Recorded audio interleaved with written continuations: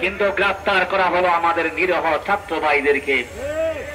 তাহলে কোথায় ফ্যাসিবাদী 5ই আগস্টের পূর্বে যারা এ ধরনের আচরণ করেছে বলেই তো আমরা তাদেরকে ফ্যাসিবাদ বলি। আজকে 5ই আগস্টের পরে ঠিক একইভাবে হেলমেট বাহিনীর আমরা পুরনো আবৃত্তি দেখতে পাচ্ছি। আমরা কিভাবে ফ্যাসিবাদী সরকারের মতো লাঠিয়ান বাহিনীর আমরা দৃশ্যমান আমরা দৃশ্য দেখছি।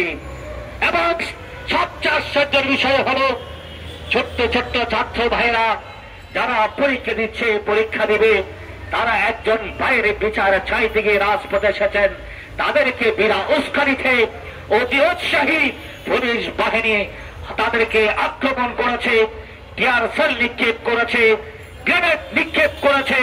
এটা আমাদের তথ্য বিষয় নয়, কিন্তু আপনাদের সাথে যারা ছিলেন তারা কারা আজকে সেটা এদেশে সাধারণ মানুষ জাতি জানতে চায়।